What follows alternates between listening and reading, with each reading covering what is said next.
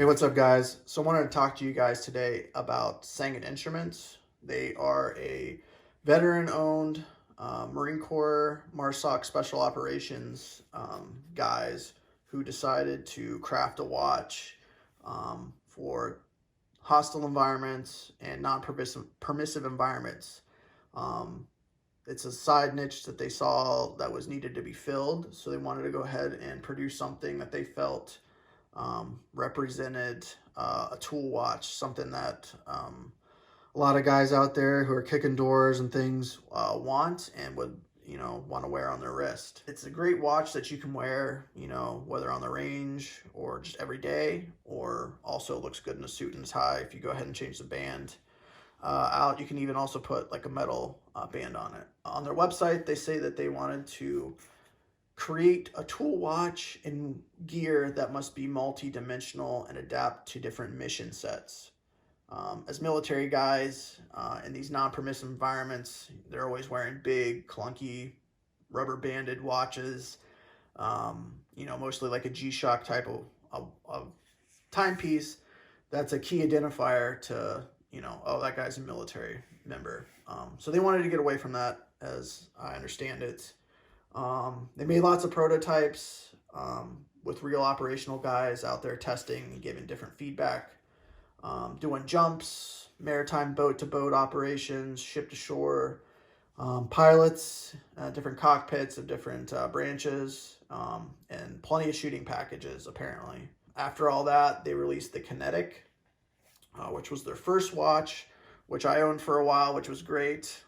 And after that, they went ahead and released the Atlas, which is this guy right here.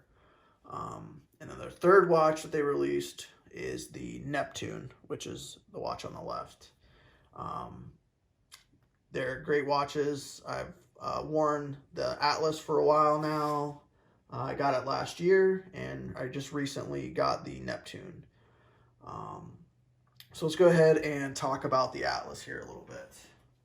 So going over the Atlas, it's an automatic movement that is a S2 Japanese movement. I believe they're from Seiko movements, the NE15, which I haven't had any problems with. It's been super accurate. And the power reserve on this movement is 50 hours, which is great. So you can put it down, wear a different watch, come back, put this watch back on, and you're not having to mess with dates and times and things like that. So it's been really great. It has a 42 millimeter case width, which I think is pretty perfect. It's not too big, it's not too small, looks really great on the wrist. And as well has a 20 millimeter drilled through lugs for easy changing of different bands and things like that.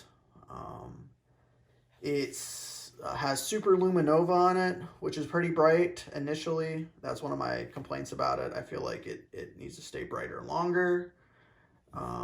It has a unidirectional 120 click bezel, which sounds really great. I'll show you that here in a minute. It has a really tactile click, and it is water resistant down to 200 meters. Although I don't think I'll be taking it down anywhere near that. It's great to know that it is waterproof or water resistant. So they come in 3 finishes now. This is the first finish that they came out with. Yeah, they have a black DLC now. They have a brushed and a matte finish. So I'm really enjoying this watch. I've worn it a ton. I shoot in it all the time. It's definitely something that you can wear a lot and not have to worry about it, which is great.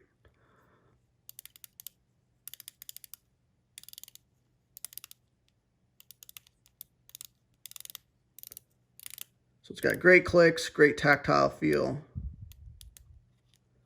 I really enjoy this watch. I feel like it's pretty much bomb-proof. It's a watch that you can wear every day and not have to worry about it. So that is the Atlas. There's not very much information out there, especially on YouTube, about Sangin Instruments. My likes about the Atlas are that the case width is 42 millimeters. It doesn't feel too small, it doesn't feel too big. It's like that Goldilocks, it's just right. It's not overwhelming on the wrist, but it has really good wrist presence. It pops, but it also can kind of blend into the background, which is great. I love the fact that they're automatic movements, allowing you to like set it down, wear a different watch, and come back and pick it up and not have to, restart everything with that 50-hour power reserve. I feel like you don't have to baby this watch either. Like, I've scratched it a ton, I beat it up, I take it to the range, I also do Mr. Mom stuff every day in it, and it's been completely fine. Just, you're not having to worry about taking off your watch for different activities, which I enjoy. I'm not super hardcore into watches. I don't know everything about them. I wear them, I beat them up, but like I said, it's a tool watch, and you don't have to worry about it, which is great.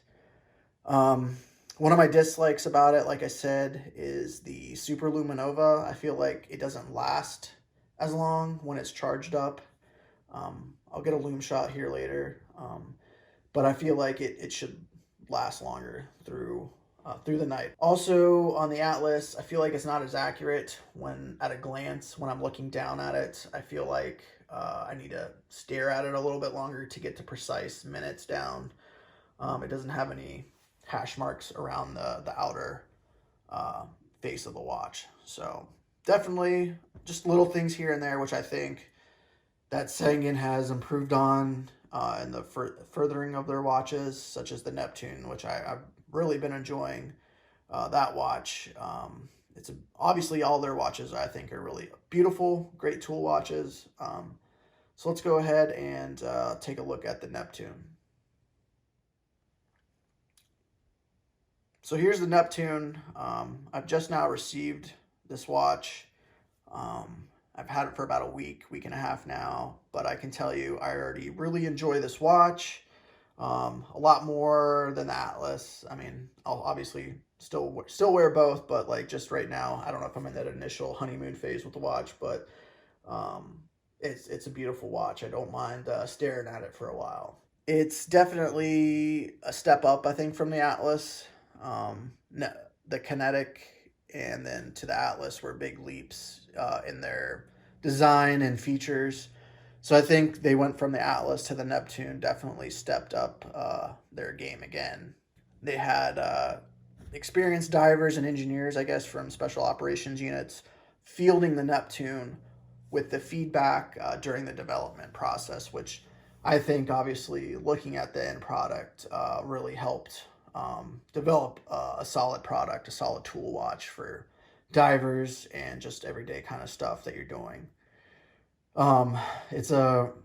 They state on their website, it's a Marine Raider's take on a gentleman's combat diver watch. And I'd have to agree that the aesthetics of the Neptune are on point. This thing is sharp. I'm really enjoying it, and just looking at the aspects of the watch, which we'll get into here in a second, I feel like are second to none. So some of the specifications on the Neptune: it has a case width of 40 millimeters, so it's a little smaller than the Atlas, by 2 millimeters, which isn't a big deal, still feels right on the wrist. It has a lug width of 20 millimeters that are drilled through again, so you can easily change out your straps and different bands that you want to do. It has the same movement, the S2 NE15 Japanese automatic movement. I believe, I need to probably maybe do some more research, but I believe it's a Seiko movement. It still has the 50-hour power reserve, which is great. I haven't had any problems, obviously, with this watch. It's brand new. Well, brand new to me. It has the same 120-click unidirectional bezel, which it sounds great as well. I'll get some up-close sound of that too. And it still has the water resistance of 200 meters, which I'll never take it down to because I'm not a diver, but it's great to know, hey, if you're ever in that situation, it'll work. It only comes in one finish at this time, but I think they should do a DLC, which would be awesome, or some kind of little variant on the Neptune. I think people would love that. So this watch is pretty awesome. I'm loving this watch. It's super sharp on the wrist, and like one of my other complaints about the Neptune, or about the Atlas, the Neptune is a lot more accurate at a glance. I can tell, what time it is down to the minute, and it's just a really aesthetically pleasing watch.